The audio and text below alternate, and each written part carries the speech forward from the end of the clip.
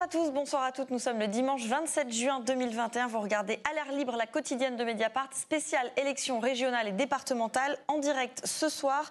Il est 20h02.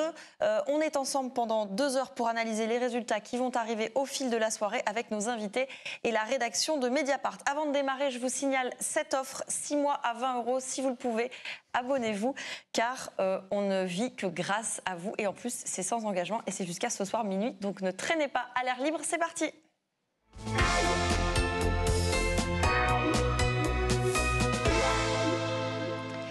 Les derniers bureaux de vote viennent donc de fermer et les premières tendances de ces régionales vont commencer à arriver. Avec moi sur ce plateau, Mathilde Gohanec et Fabien Escalona du pôle politique de Mediapart. Salut tous les deux. Bonsoir. Salut.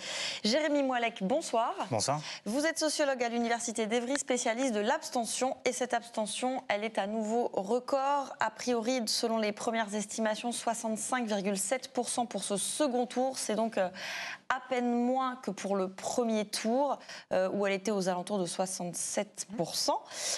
Les candidats n'ont donc pas réussi à remobiliser pour cette semaine d'entre-deux tours.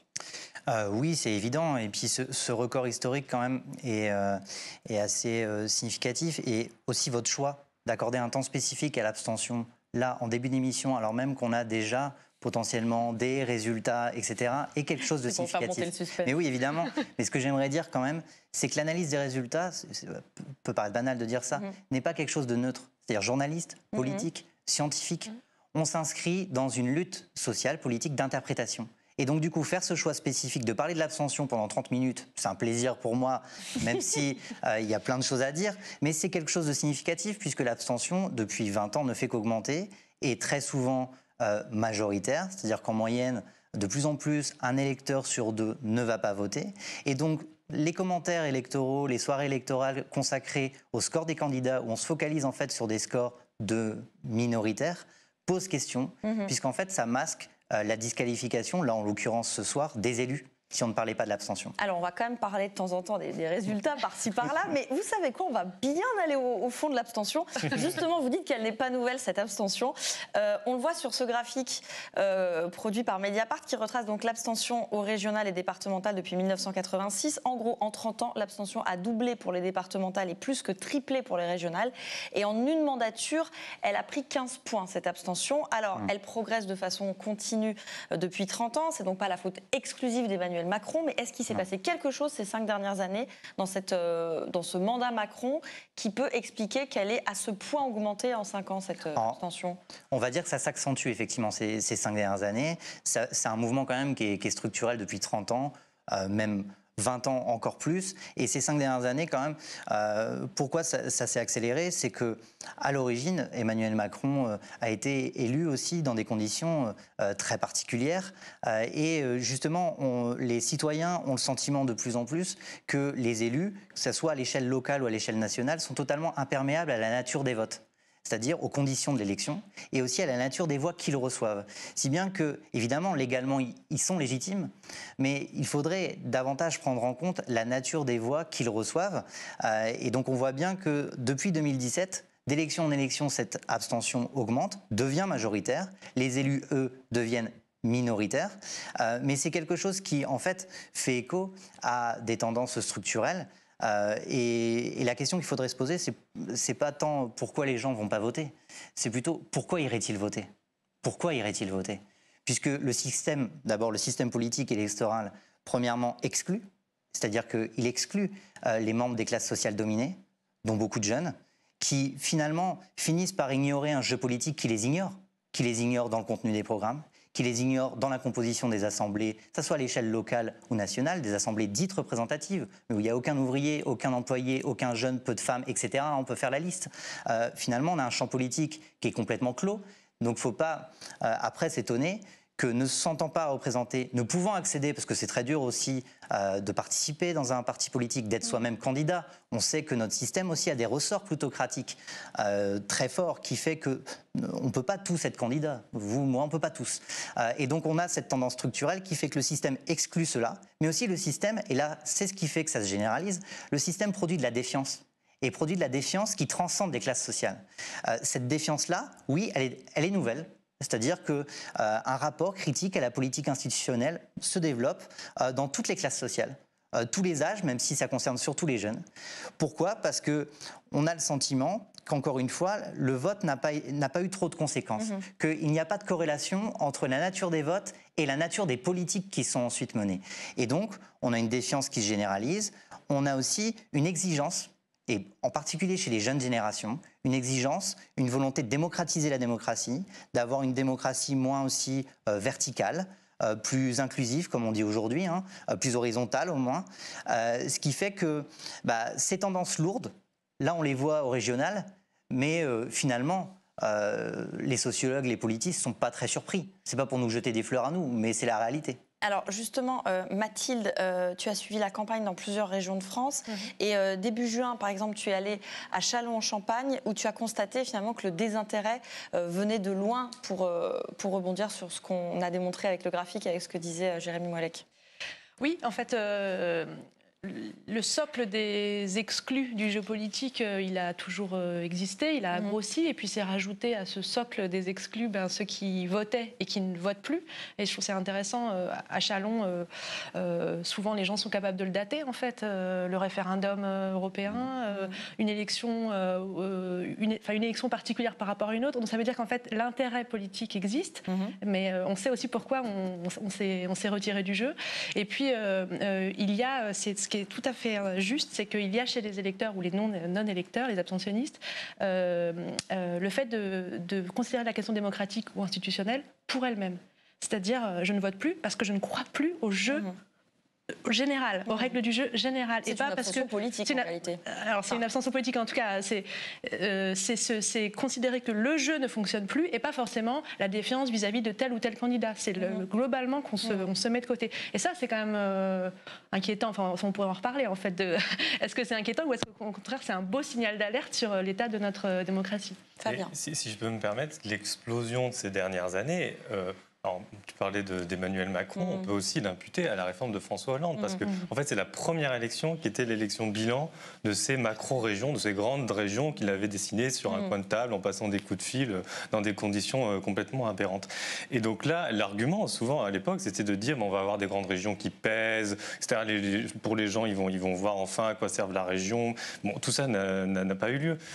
Et une des raisons pour lesquelles il y a de l'abstention, c'est aussi que la faiblesse en fait, des compétences réelles, même si les régions font des choses, mais la faiblesse des compétences réelles, la faiblesse des enjeux en fait pour les gens. Et on l'a bien montré, Hélène Salvi l'a montré dans un article sur la Corse, et des spécialistes le disent aussi.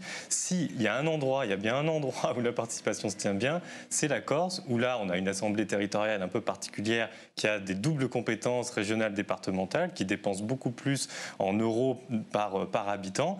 Et là, les gens, en plus d'avoir un paysage politique beaucoup plus lisible, tout d'un coup voient l'enjeu qu'il y a à aller participer. Comment est-ce qu'on la résout cette abstention, Jérémy Moallec? Est-ce qu'il y a des pistes au-delà d'un personnel politique qui propose plus de choses sur le fond, en qui on a confiance? Est-ce qu'il y a d'autres Il n'y a pas de, évidemment, il n'y a pas de recette magique. Et moi, je ne suis pas là pour donner des recettes.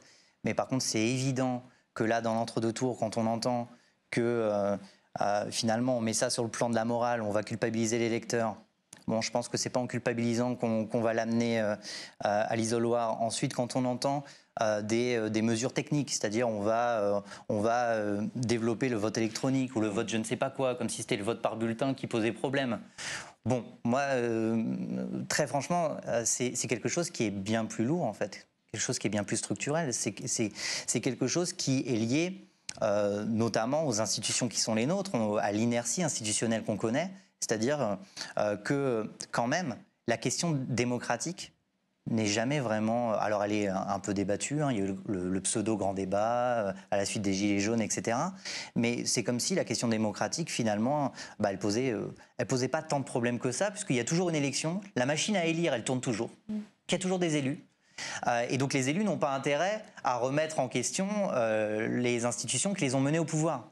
Donc en fait, on tourne un peu en rond. Et c'est ça qui pose problème. J'aimerais juste rebondir, avant de partir sur les remèdes, mais sur ce qu'a dit Fabien Escalona, sur les enjeux. Parce que effectivement, sur la Corse, vous avez raison, on voit bien avec la Corse que quand il y a des enjeux, il y a plus de mobilisation. Mais cette élection territoriale en Corse, c'est un peu l'équivalent de la présidentielle pour nous, si je schématise, mais c'est schématique, mais c'est pas loin de la réalité quand même. Alors même que nous, effectivement, là on le verra ce soir, l'abstention n'a pas bougé entre le premier et le second tour, alors que normalement, lors d'un second tour, puisque l'offre politique se réduit, il y a plus d'enjeux et donc il y a plus de participation. Là, il n'y a pas plus de participation. Il y avait des enjeux dans certaines régions, l'abstention est restée forte. Donc pour moi, ce n'est pas une question d'enjeu, ce n'est pas une question de compréhension des régions. Parce que franchement, il y a 20 ans, demander les compétences des régions aux électeurs, bon, ils y allaient quand même. On ne vote pas parce qu'on sait que le conseiller régional va faire ci ou ça. Évidemment que c'est un enjeu, évidemment. Mais là, c'est pas une raison de. C'est peut-être la 8e raison, si encore une fois je veux simplifier. C'est à prendre en compte. Mais il y a la façon dont on décide aussi. C'est-à-dire que le vote en lui-même, sous les apparats d'un choix individuel égalitaire, est profondément inégalitaire. Puisqu'encore une fois, le système exclut ceux qui se sentent les moins capables de choisir, qui sont le moins entraînés socialement à aller décider, qui se sentent le moins représentés. Donc le système qu'on connaît, ce vote qu'on connaît, est inégalitaire et donc il produit évidemment des inégalités ensuite de représentation. Et donc, c'est un cercle vicieux. Alors, on va faire une pause sur l'abstention pour donner des résultats. Donc, en Provence-Alpes-Côte d'Azur, donc l'unique région où le RN, où il y avait un risque RN, en tout cas un peu plus fort qu'ailleurs, eh bien, c'est Renaud Muselier, le LR sortant, qui l'emporterait, donc qui l'emporte a priori entre 57 et 58% des voix. Thierry Mariani derrière. Voilà pour les estimations en PACA. Dans les Hauts-de-France, Xavier Bertrand, le sortant également réélu a priori avec 52 à 53% des voix. Ce qui est frappant aussi, c'est que le RN est deuxième derrière la liste d'union de la gauche menée par Karima Deli. La gauche en troisième position dans les Hauts-de-France. Oui, peut-être en deuxième, du coup. Peut-être en deuxième, non non, ils sont troisième, c'est ça. L'Union, oui. Mais en fait, eux, ils n'avaient pas de réserve de voix pour le coup, parce qu'ils étaient partis unis dès le premier tour, quoi. Donc, on peut se dire que dans d'autres régions, ça aurait aidé à avoir une dynamique. Là, en fait, c'est tout simplement que leur total à tous est tellement faible qu'il n'y avait pas beaucoup de. Alors justement, on va écouter Xavier Bertrand, donc le président LR sortant, qui est réélu, qui a eu un mot justement pour les abstentionnistes. Il est pile dans notre sujet, mais il est très vite passé à autre chose. De cette région où l'on sait le prix de l'effort et du travail, c'est à vous, vous les silencieux, les invisibles, les oubliés, que je m'adresse aussi. Plus que jamais, je crois qu'il n'y a pas de fatalité, que la politique n'est pas morte, qu'elle peut rendre la vie meilleure. Les Hauts-de-France m'ont fait l'honneur de m'accorder à nouveau leur confiance. Durant cette campagne, je vous ai dit la vérité. J'ai été clair, sans rien vous cacher de mes intentions. Ce résultat me donne la force d'aller à la rencontre de tous les Français. Pour redresser notre... Donc la région comme un tremplin. En fait, là, c'est génial, parce que pour le coup, moi, j'ai parlé à un chercheur à Lille qui me prenait l'exemple de Xavier Bertrand. Il dit en nombre de voix, c'est catastrophique. Et donc, en fait, il a ce mot pour les abstentionnistes, et la phrase d'après, il va dire, et en fonction de ce score qui est piteux, en fait, en nombre de voix, eh bien, je me sens l'aura pour candidater à l'élection présidentielle. Non, c'est super pardon. Ah oui, non, mais... Vous êtes exaspéré, là, je suis exaspéré parce que en fait, c'est tout ce qui pose problème. Là, bon, vous ne pouvez pas faire autrement, ce sont des estimations, il a 52. Mais en fait, c'est ce qui va rester. Alors même que, par exemple, au premier tour, il avait 13% des inscrits, Xavier Bertrand. 13% des inscrits. Là, c'est 52%. Là, c'est 52 des suffrages exprimés. Donc, on ne prend pas en compte les abstentionnistes, puisque c'est ce dont on parle. Mais on ne prend pas surtout en compte les potentiels votes blancs. Les votes blancs et nuls. Et puis les non-inscrits. Puisqu'à l'échelle de la France, il y a 3 millions de personnes qui ne sont pas inscrites. Et donc, qui représentent presque 6%. Voilà, 6 à 7% selon les élections et les inscriptions. Donc c'est quand même énorme. Donc si on prend en compte les inscrits, le corps électoral potentiel, quel score pour Xavier Bertrand, pour d'autres élus? Mais ceci dit, ça, les gens le savent. Je veux dire, les gens savent que, on en parlait tout à l'heure, quoi qu'il fasse, il gagne à la fin. il gagne à la fin. Et donc, ça alimente énormément la défiance. C'est-à-dire, quel que soit le geste abstentionniste qui est porté, il y aura toujours un vainqueur et un perdant, et le vainqueur oubliera très vite qu'il est élu sur un petit échantillon de... C'est-à-dire qu'on pourrait estimer que comme dans une assemblée générale où le quorum ne serait pas réuni, puisqu'il y a plus d'abstentionnistes que de participants, on pourrait estimer que l'élection devrait être invalidée. Là, il y a une particularité aussi de ces élections régionales. Et c'est différent pour les départementales, par exemple au premier tour. Pour passer au second tour, il fallait 12,5% des inscrits. Par exemple, si on prend l'Île-de-France et la régionale, aucun des candidats n'avait 12,5% des inscrits. Valérie Pécresse avait 10,8%, je crois. Vous vous rendez compte ?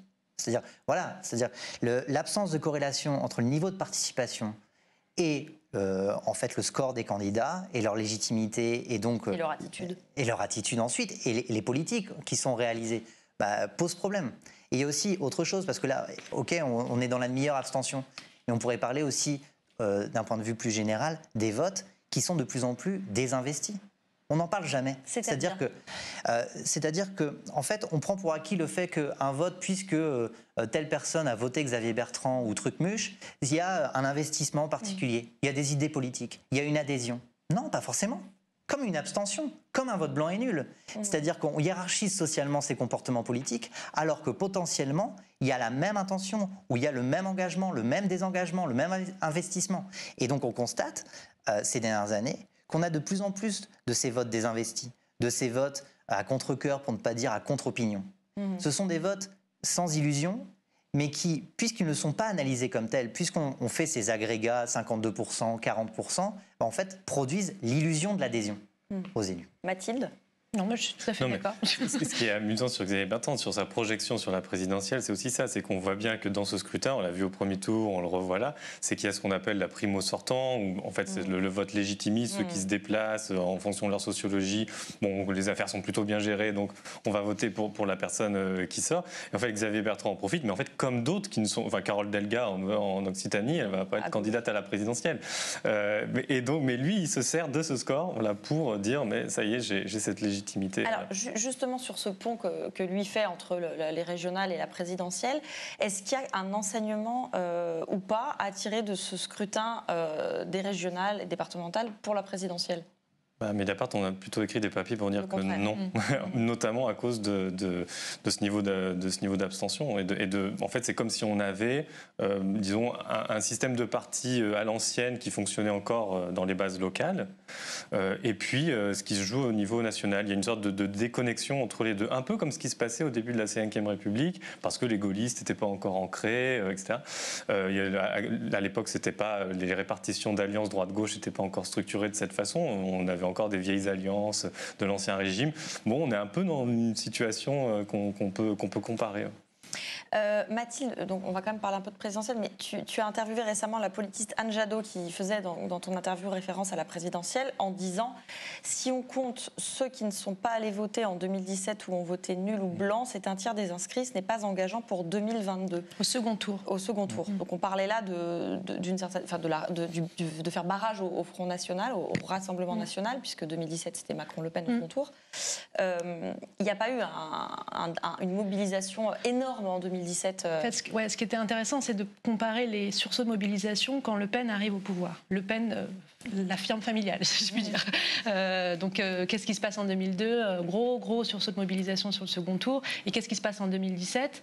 Quand même, une mobilisation, notamment de l'électorat de gauche en faveur d'Emmanuel Macron, ou de centre en faveur d'Emmanuel Macron, mais quand même une vraie baisse de la surmobilisation. Alors, c'est un peu scabreux comme analyse, mais c'est peut-être ça qu'il faut regarder. Alors les régionales, c'est pas du tout un bon signe, mais c'est peut-être davantage ça qu'il faut regarder plutôt que de comparer une élection régionale qui arrive en fin de quinquennat avec la présidentielle qui a les atours d'une élection un peu plus mobilisatrice que les autres. Donc c'est ce qu'elle dit, et on peut le partager, c'est que c'est pas du tout réjouissant, ce déficit de surmobilisation d'une élection présidentielle à l'autre. Oui, et ça, pour le coup, peut-être c'est un mauvais rapprochement, mais ce déficit de surmobilisation, il existe aussi au régional. C'est-à-dire qu'il y a eu quand même des occasions de faire reculer le RN, notamment dans les Hauts-de-France. Il n'y a pas eu une surmobilisation pour se dire on va mettre Karima Delli en deuxième. C'est ça, c'est-à-dire que Renaud Muselier, il gagne... Thierry Mariani ne fait pas un score ridicule derrière Renaud Muselier en PACA. C'est-à-dire que plutôt de comparer les chiffres d'abstention, on peut comparer les comportements électoraux, et notamment le fait que quand une alternative est possible, on ne se saisit pas de l'opportunité, et ça, c'est assez net, et donc ça peut inquiéter, en tout cas questionner.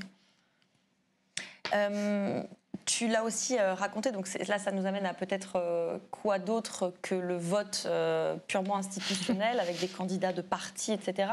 Tu as pas mal recouvert un peu les mobilisations de la société civile. Il y a l'enjeu pour la présidentielle de la primaire populaire. Donc sans, encore une fois, comparer ces deux scrutins, mais finalement la politique, elle se fait en dehors des partis et elle se fera de plus en plus en dehors des partis. Est-ce que du coup ça va fragiliser les institutions? Enfin, quel est le... Comment on peut voir ça? C'est quand même un peu de chemin parallèle, en fait. C'est ça qui est compliqué. Enfin, soit on fétichise le vote et l'élection, et c'est un peu le cas. On fait les pleureuses, là, et on peut le faire, hein, mais on peut aussi regarder qu'est-ce que ça veut dire comme signal sur l'état de notre démocratie et l'état de notre système politique. Et puis aussi, on peut se demander qu'est-ce qui se joue ailleurs, effectivement. Est-ce qu'il y a encore de la politique? Et qu'est-ce que c'est que faire de la politique? Est-ce que c'est voter une fois tous les 2 ans, enfin 1 an et demi, à des échelons divers? Ou est-ce que c'est s'investir ailleurs? Voilà. Mais bon, ce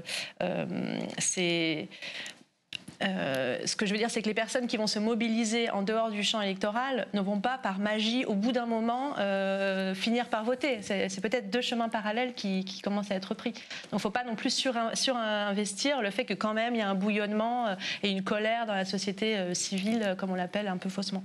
Et si je peux me permettre, peut-être je vais un peu loin par rapport à l'émission et au régional, mais un des problèmes qu'on a, c'est qu'effectivement, il y a des tas de choses qui bouillonnent dans la société. Nous, on le regarde beaucoup à Mediapart, mais après, il reste une chose, c'est que même quand ça vote peu, là, c'est les échelons locaux, en fait, les politiques publiques qui ensuite ont des conséquences sur la vie des gens, les contraignent, leur donnent des opportunités, elles sont faites par des élus, même élus sur une faible base.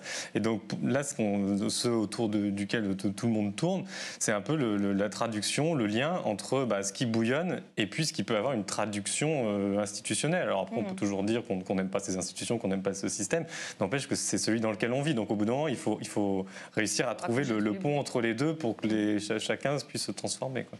Sur les remèdes, le vote blanc, reconnaître le vote blanc, c'est un peu la mesure dont on parle tous les 5 ans, tous les 10 ans, depuis des années et des années. Est-ce que ça a une chance d'exister ou... Parce que pas grand Alors, monde ne déjà, reconnaître le vote blanc, excusez-moi de le dire comme ça, mais ça veut rien dire.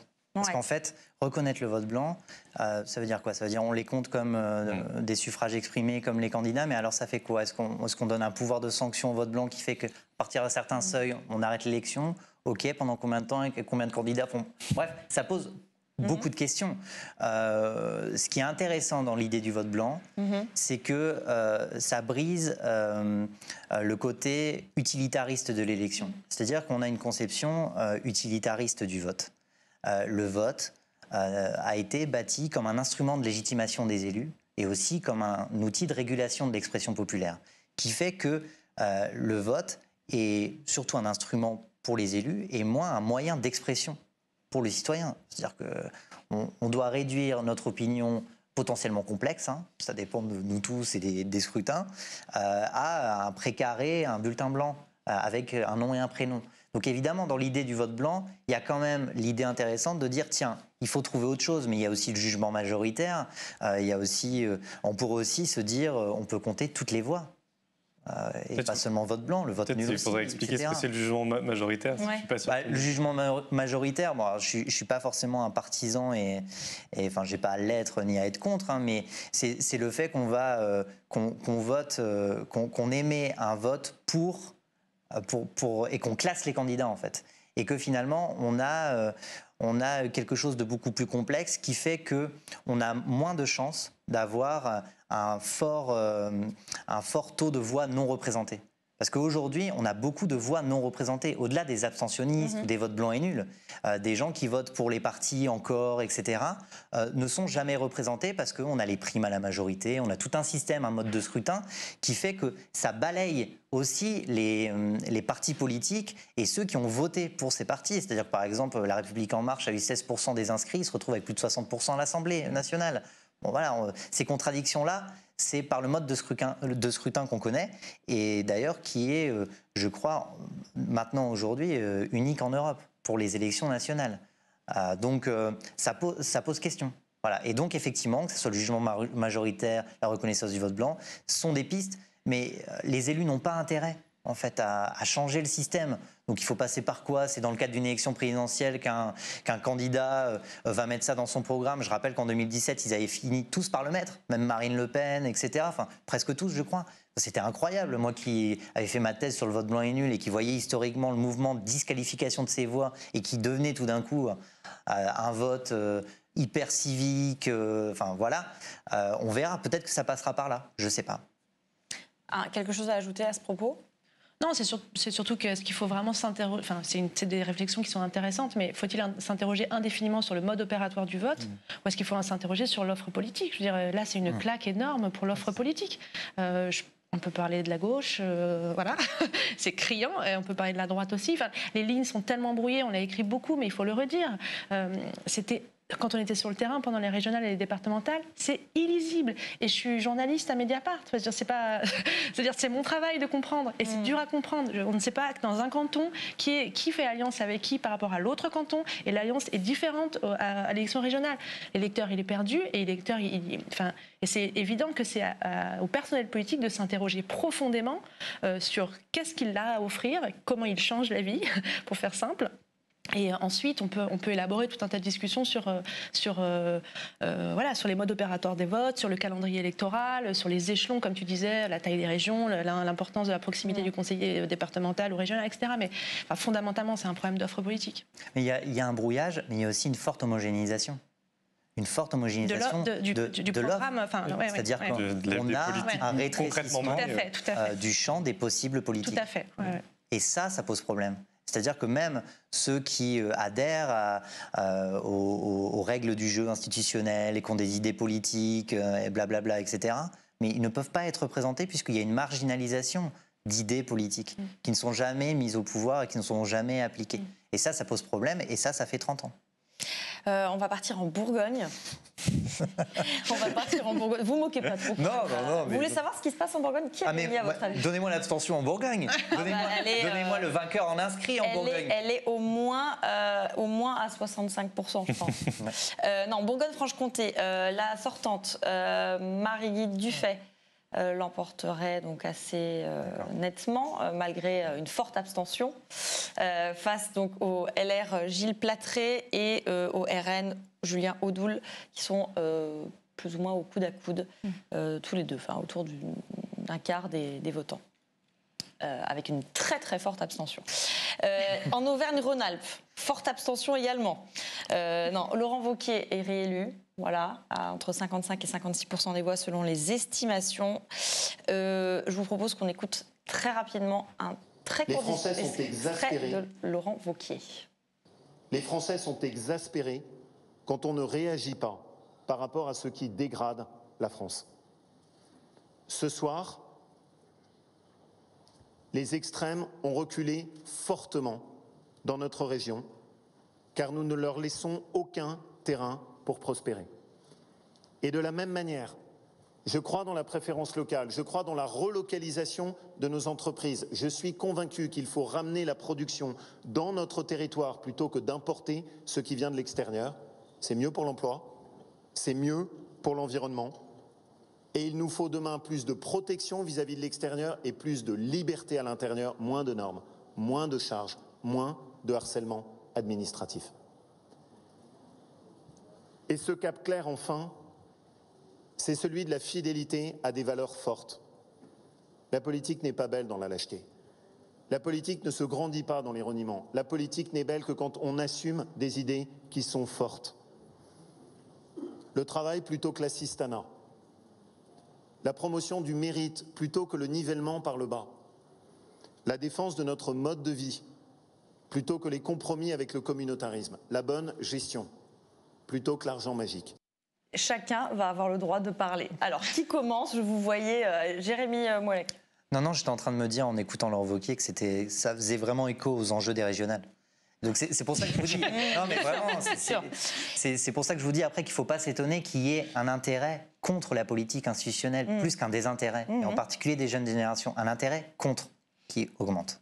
Voilà. Une réaction sur le discours de Laurent Wauquiez qui, un peu comme celui de Xavier Bertrand, n'est pas du tout sur l'enjeu des régionales, ne laisse pas vraiment de place à la question de l'abstention. Non, et puis on voit bien le... Oui, enfin là... Bon, c'est cocasse de se poser en rempart des extrêmes quand on défend des idées qui en sont proches.